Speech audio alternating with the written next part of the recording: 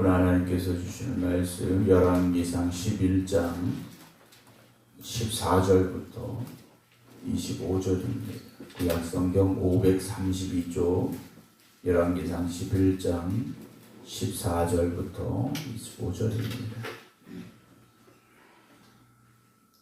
여호와께서 에돔 사람 하닷을 일으켜 솔로몬의 대적이 되게 하시니 그는 왕의 자손으로서 에돔에 거하였더라. 전에 다윗이 에돔에 있을 때 군대 지휘관 요압이 가서 죽임을 당한 자들을 장사하고 에돔의 남자를 다 쳐서 죽였는데 요압은 에돔의 남자를 다 없애기까지 이스라엘 무리와 함께 6달 동안 그곳에 머물렀더라. 그곳에 하닷은 작은 아이라 그의 아버지 신하 중 에돔 사람 몇몇과 함께 도망하여 애굽으로 가려하여 미디안을 떠나 바란에 이르고 거기서 사람을 데리고 애굽으로 가서 애굽 왕 바로에게 나아가매 바로가 그에게 집과 먹을 양식을 주며 또 토지를 주었더라.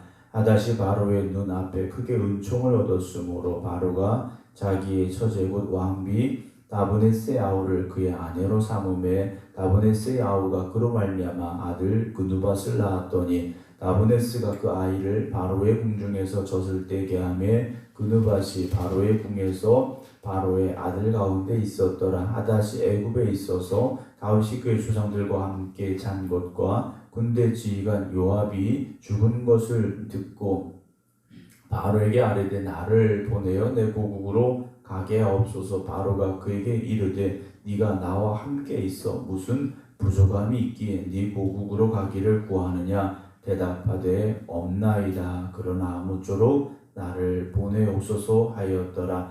하나님 또 엘리아다의 아들 르손을 일으켜 솔로몬의 대적자가 되게 하시니 그는 그의 주인 소바 왕 하닷에셀에게서 도망한 자라. 다윗이 소바 사람을 죽일 때 르손이 사람들을 자기에게 모으고 그 무리의 괴수가 되어 다메섹으로 가서 살다가 거기서 왕이 되었더라. 솔로몬의 일평생에 하닷이 끼친 환난 후에 르손이 수리아 왕이 되어 이스라엘을 대적하고 미워하였더라. 아멘.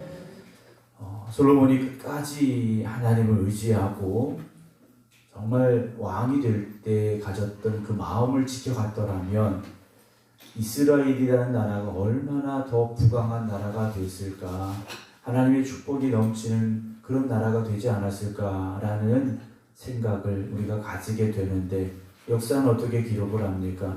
하나님을 향했던 솔로몬의 마음이 우상을 향했습니다. 하나님 앞에서 뒤돌아섰고 우상을 섬기는 그 자리에 솔로몬의 발걸음이 향하고 있음을 우리가 보게 된다는 것이죠. 근데 문제는 뭡니까? 솔로몬이 누리고 있던 무기와 영화, 이 모든 것들이 누가 주신 것입니까? 하나님이 주신 것이었다라는 거죠. 하나님이 주신 것을 누리면서 하나님을 바라보아야 되는데, 하나님을 의지하고 하나님을 경배하는 사람으로서 살아가야 되는데 뒤돌아서 버렸다라는 것이죠. 결국 하나님께서 어떻게 하십니까? 솔로몬과 이스라엘을 향한 하나님의 진노와 심판에 대한 말씀을 하셨다라는 것이죠. 하나님을 떠나면 모든 것을 잃는 겁니다. 하나님을 떠나면 모든 것을 잃는 것. 왜냐? 하나님은 모든 것을 창조하시고 주관하시는 분이시기 때문에 하나님을 떠나면 아무것도 남는 게 없다라는 거죠. 우리가 그 중요한 사실을 잊지 말아야 됩니다. 솔로몬이 섬겼던 그 우상들이 무슨 힘이 있고 어떤 능력 있는 존재들인가? 그렇지 않다라는 거죠. 오늘 저와 여러분들이 오직 우리의 몸과 마음과 정성을 다하여 하나님을 섬기고 하나님의 말씀에 순종하는 삶이 되기를 주님의 이름으로 축원합니다. 솔로몬이 이미 열왕기상 5장에 그런 말을 합니다. 나는 아무런 대적도 없다라는 말을 합니다. 원수도 없다라는 말을 해요.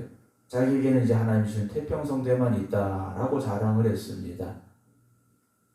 하나님이 주셨기 때문에 평안함이 있었고 대적들이 일어나지 않았다라는 거죠.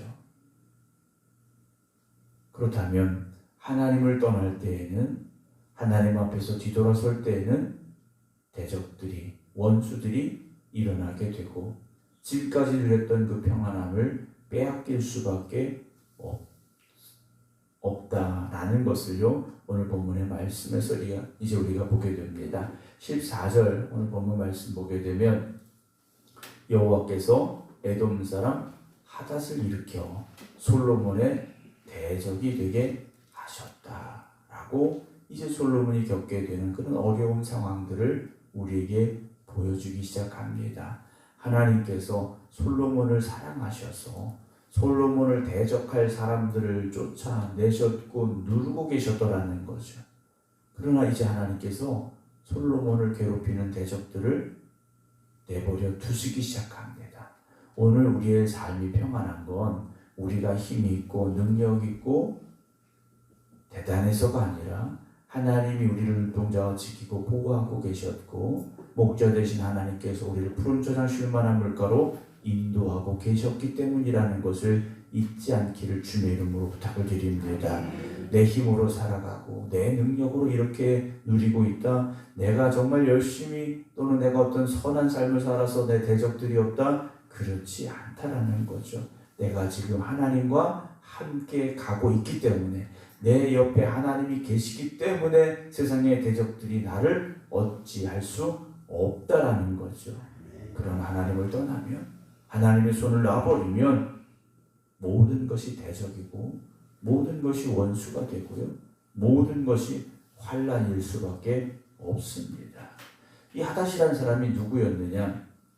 그는 왕의 자손으로서 에돔에 거하였다라고 되어 있고요. 15절에 과거의 사건이 나옵니다. 다윗이 에돔에 있을 때 군대 지휘관 요압이 가서 죽임을 당한 자들을 장사하고 에돔의 남자들을 다 쳐 죽이게 되는데 요압이 에돔의 남자를 다 없애기까지 이스라엘 무리와 함께 6달 동안이나 이 에돔 지역에 있었습니다. 그런데 그 와중에 하닷이라는 이 사람이 작은 아이였던 그가 아버지의 신하 중 몇 사람과 함께 애굽으로 도망을 하게 됩니다. 애굽으로 도망을 했는데 이 바로가 이 하닷을 잘 본 것 같아요. 그래서 땅도 주고 집도 주고 먹을 양식도 주고 잘 살 수 있도록 모든 것을 허락을 합니다. 그리고 19절 보게 되면 하닷이 바로의 눈앞에 크게 은총을 얻었습니다.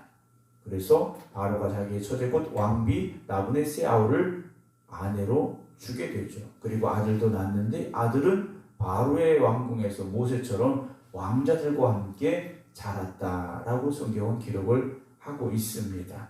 근데 21절 보게 되면 하닷이 애굽에 잘 살고 있는 겁니다. 아들은 왕궁에서 살고 자기는 왕의 처남이 돼서 잘 살고 있는 겁니다. 그런데 이 어떤 상황이 벌어졌느냐? 다윗이 그의 조상들과 함께 잔 것과 애굽 지휘관 요압이 죽은 것을 듣고 군대 지휘관 요압이 죽은 것을 듣고 바로에게 말합니다. 나를 보내서 고국으로 가게 하라 그러죠. 다윗이 죽었다라는 소식을 들은 겁니다. 그리고 군대 지휘관 요압도 죽었다라는 것을 들은 겁니다. 그러면 이제 내가 가서 내가 당한 이 원수를 갚아주겠다라는 마음을 가지게 됐다라는 거죠. 그 시점이 바로 오늘 솔로몬이 하나님을 향하여 서지 못하고 하나님을 향한 마음이 떠났던 그 시기가 됐다라는 거죠. 그러니까 딱 시점이 그렇게 맞았다라고 우리는 볼 수 있지만 그 이전부터 하닷은 기회만 되면 돌아갈 기회를 찾았는데 솔로몬이 하나님 앞에 섰을 때는 하나님께서 그 길을 막으셨고 그의 마음을 막으셨지만 이제는 그가 솔로몬을 괴롭히고 대적하는 사람이 되게 하셨더라는 거죠. 23절에서는요. 하나님 또 엘리아다의 아들 르손을 일으켜 솔로몬의 대적자가 되게 하셨다라고 되어 있습니다. 14절에서는 하나님께서 여호와께서 에돔 사람 하닷을 일으키셨고 23절에서는 하나님이 엘리아다의 아들 르손을 일으켜 솔로몬의 대적자가 되게 하셨다라는 거죠.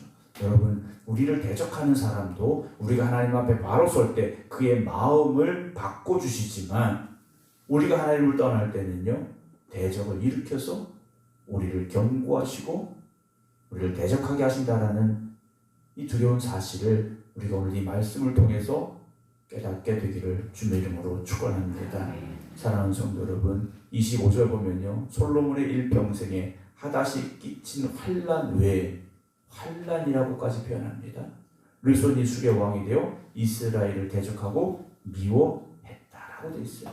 솔로몬의 일평생에, 솔로몬이 이제 죽는 그 마지막 때까지요, 이런 어려움 속에서 살아갈 수밖에 없었더라는 거죠. 사랑하는 성도 여러분, 이스라엘은요, 하나님의 은혜로 말미암아 풍요와 평안함을 누렸던 나라입니다. 축복의 땅이었다라는 거죠. 그러나 하나님을 향한 찬양이 멈추어지고 하나님을 향한 예배가 멈추어질 때 이제는 대적들이 일어나게 되고 전쟁이 찾아오는 땅이 될 수밖에 없었던 것입니다. 사랑하는 성도 여러분, 하나님 앞에 다시 바로 서기를 주님의 이름으로 부탁을 드립니다. 하나님만 의지하시기 바랍니다. 하나님의 능력이 오늘 우리의 능력이 되기를 소망하시기 바랍니다. 오늘도 살아계신 하나님, 우리의 힘과 능력이 되어 주시옵시고 그 은혜로 우리가 살게 해 주시옵소서 기도하시고 그 은혜로 살아가는 오늘 하루가 되시기를 주님의 이름으로 축원합니다. 기도하겠습니다. 하나님은 살아계시고 동일하신 하나님이심을 우리가 고백합니다. 우리가 하나님을 의지하고 하나님을 바라보고 하나님 앞에 온전히 예배드리는 예배자들이 되게 하여 주시옵소서. 우리의 마음이 세상을 향하지 아니하게 하시고 세상의 것들을 욕심내지 아니하게 하시고 하나님이 기뻐하시는 일에 더욱 힘쓸 수 있는 성도들이 되게 하여 주시옵소서. 하나님이 기뻐하시면 되는데 우리는 세상의 일로 기뻐하려 하였고 세상의 일로 만족하려 하였습니다. 솔로몬의 어리석은 이 행동을 우리가 바라보게 됩니다. 하나님이 솔로몬의 그 예배를 기뻐 받으셨고 하나님을 향한 그 순전한 믿음을 통하여 하나님 영광 받으시기에 그가 하나님 주시는 축복을 누렸음에도 불구하고 세상의 길을 걸어가기 시작합니다. 이방의 우상들의 신전을 예루살렘에 세우기 시작합니다.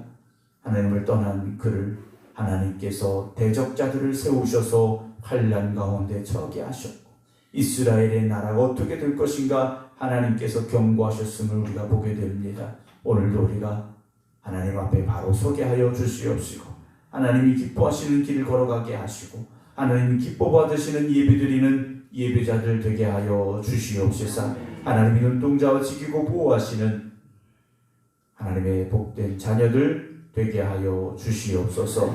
이제는 우리 주 예수 그리스도의 은혜와 아버지 하나님의 무한하신 사랑하심과 성령님의 감동 감화 역사하심이 일주를 시작하며 월요일 새벽 하나님께 모든 것 맡깁니다 고백하며 기도드리는 성도들 위해 이제부터 영원토록 함께 하시기를 간절히 축원하옵나이다. 아멘.